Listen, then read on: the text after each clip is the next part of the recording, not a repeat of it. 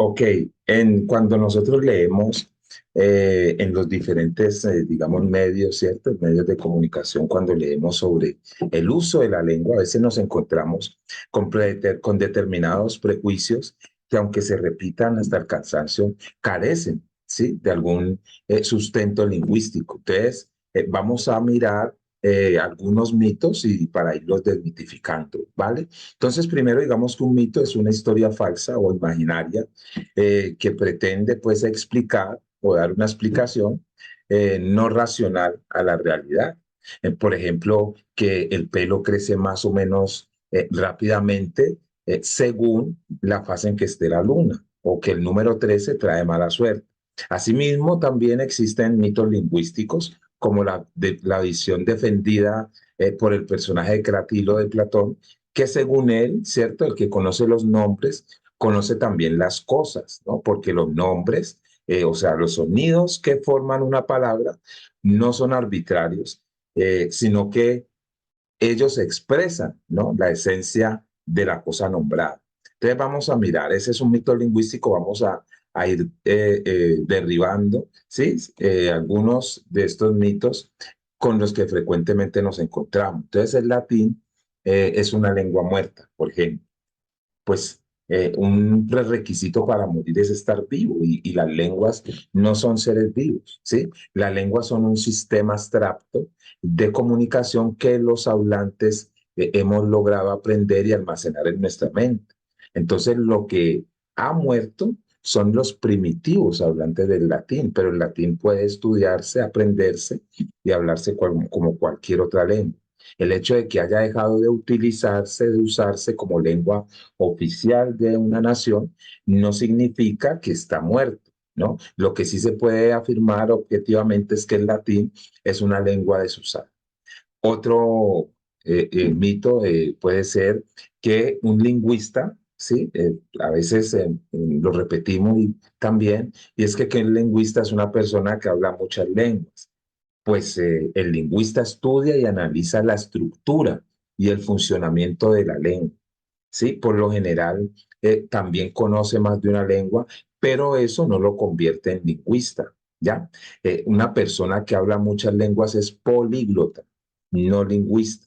Un hispanohablante culto, por ejemplo, puede tener la capacidad de expresarse bien en inglés, en alemán y en francés, sin saber, por ejemplo, la respuesta a preguntas como en qué consiste la diferencia entre la fonética de la D, de andar y la de nadar, por ejemplo, o por qué es aceptable decir a mí me gustan las manzanas, pero no a mí me gustan las manzanas, ¿cierto? Entonces miremos otro mito.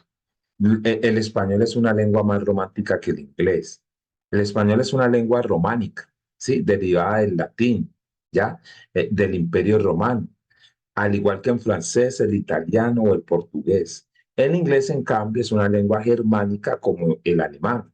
Una lengua no puede ser romántica, sentimental, soñadora, como si lo son sus hablantes, ¿sí? O como lo pueden ser sus hablantes. Otro mito es que la Real Academia Española limpia, fija y da esplendor a la lengua, por ejemplo. Esa es digamos, una afirmación más bien figurada, sí, literaria, que constituye el alma de la academia, pero es inaceptable desde la perspectiva del vocabulario técnico lingüístico. Si la lengua es un sistema abstracto de comunicación, no puede limpiarse porque no se ensucia, ¿cierto? Al igual que eh, si tampoco se puede fijar porque las lenguas son variables y cambiantes de acuerdo a la necesidad.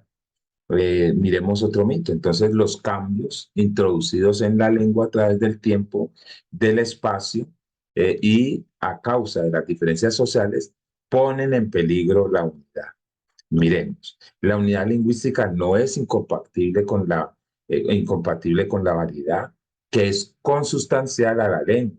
Es decir, que las lenguas tienen que cambiar para poder responder a a las cambiantes necesidades de sus usuarios. ¿Ya? Esas necesidades son condicionadas por los cambios temporales, espaciales, sociales, de situación, y no son iguales las necesidades de comunicación de un hablante de hoy y las que tuvo otro que vivió hace 2 siglos, ni las de un vendedor de frutas en el mercado y las de un profesor de historia del arte. Entonces, ni las de una misma persona al hablar en casa con sus hijos, tampoco, y al dictar una conferencia en la universidad. Y finalmente, el mito de que si no existiera la RAE, el español se dividiría en lenguas diferentes como el latín.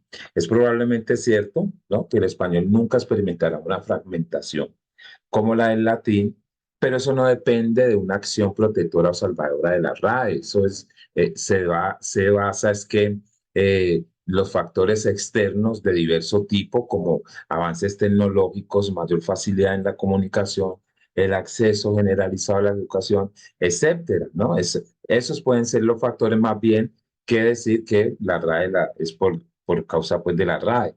A propósito, no hay que olvidar que el inglés y otras lenguas ya no cuentan con academias. En la actualidad, ya en la actualidad,